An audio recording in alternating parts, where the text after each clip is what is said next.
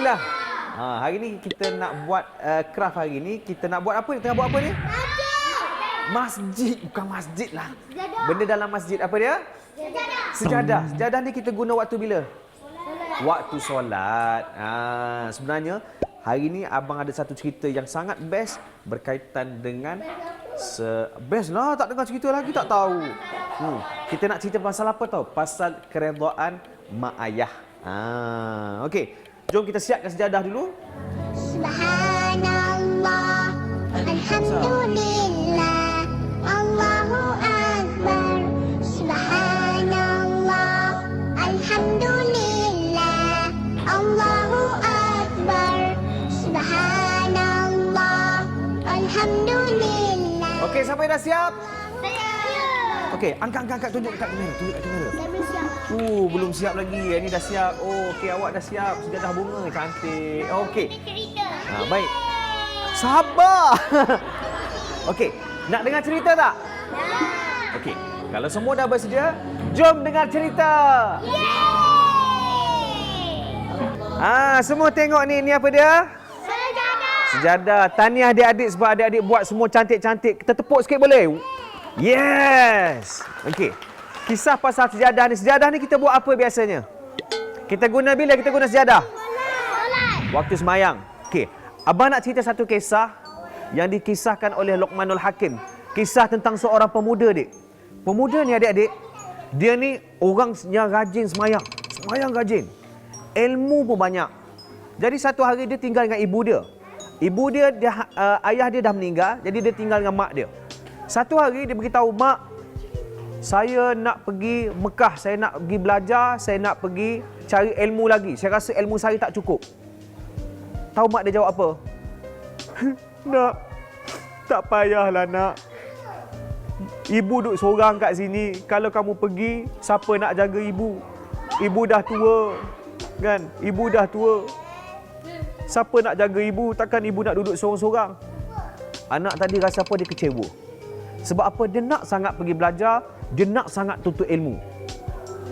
Pagi besoknya, akhirnya anak tadi dia kemas beg. Dia bawa beg, dia tinggalkan mak dia seorang-seorang. Sampai hati dia tinggalkan. Dia tinggalkan mak dia seorang-seorang. Akhirnya mak dia yang tua tadi tinggal seorang-seorang. Bila dia pergi tengok, takut Bila dia pergi tengok, anak dia dah tak ada. Lalu menangislah ibu tadi sedih. Dia pun angkat tangan. Dia tadah tangan. Dia minta, ya Allah, kasihanilah aku, ya Allah. Anak aku ini telah derhaka pada aku. Kau berilah siksa pada dia. Mak dia kecewa. Kan? Akhirnya lelaki tadi, dia mengembara sampailah ke sebuah masjid. Dan di situ dia belajar banyak ilmu. Suatu malam, dia tengah duduk syok berzikir. Dia berzikir dalam masjid. Kan? Ada seorang pencuri masuk ke rumah orang kaya yang berada tak jauh daripada masjid. Pencuri itu masuk. Tengah masuk tu, tengah nak ambil barang. Tiba-tiba tuan rumah nampak pencuri. Pencuri! Pencuri tu terus lari. Lari. Dia lari ke mana tahu? Akhirnya dia lari menyorok dalam masjid. Jadi tuan rumah dia kejar. Dia nampak masuk masjid. Dia pun masuk juga dalam masjid. Bila dia masuk masjid, dia nampak seorang pemuda tadi yang tinggalkan mak dia tadi tengah duduk berzikir. Dia pun tampal usul periksa. Dia kata, inilah pencuri tersebut. Tangkap dia. Tangkap siapa? Tangkap orang yang duduk berzikir tadi. Kenapa? Dia bukan pencuri, tapi orang tuan rumah tadi rasa inilah pencuri tersebut. Lalu ditangkap pencuri tersebut. Bukan pencuri, pemuda tersebut. Pemuda tu pencuri tak? Bukan. Pemuda tu bukan pencuri. Dia tak tahu apa-apa. Tiba-tiba dia kena tangkap. Tuan rumah tadi tuduh inilah pencuri. Akhirnya dibawa kepada raja. Raja kata, disebabkan kamu mencuri. Dia kata, saya tak pencuri. Tak, aku tak percaya. Kamu pencuri. Aku jatuhkan hukuman. Tahu hukuman dia apa? Tak tahu. Hukuman dia potong tangan. 2 belah tangan kena potong. 2 belah kaki kena potong. Mata kena cungkil. Akhirnya pemuda tadi jadi apa? Jadi pengemis.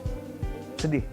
Maknanya jadi sangat-sangat dhaif kan. Kaki tak ada, tangan tak ada. Bayangkan, mata tak nampak.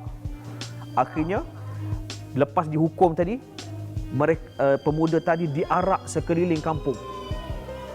Inilah pencuri, jangan jadi macam lelaki ini. Lelaki itu pencuri tak? Tak, lelaki itu tak bersalah.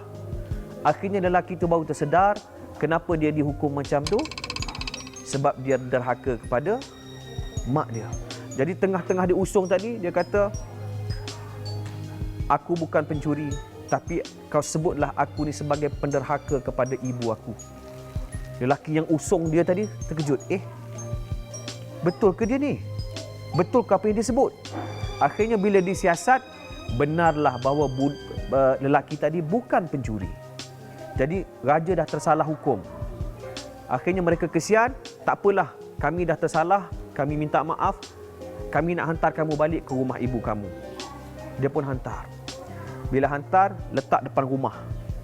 Lelaki tadi letak depan rumah, duduk depan rumah. Tapi dia tak boleh nak masuk. Sebab apa? Kaki tak ada, tangan tak ada, tak nampak. Jadi dia nak panggil nama mak dia. Tetapi dia terdengar mak dia tengah berdoa. Mak dia doa apa?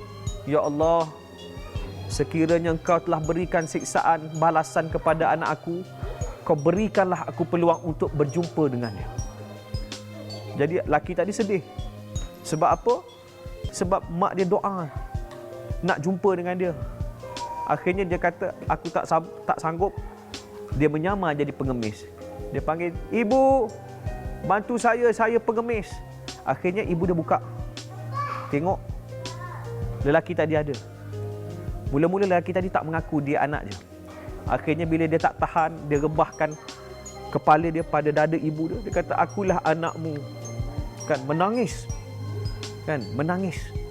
Akhirnya penuh penyesalan. Adik-adik, nak cerita tentang apa? Cerita tadi beri pengajaran tentang apa tahu? Kita nak buat apa pun kena sayang siapa? Ibu kita. Kan? Nak buat benda baik pun kena utamakan ibu. Sebab selepas sayang Allah, sayang Nabi. Selepas sayang Nabi, sayang siapa?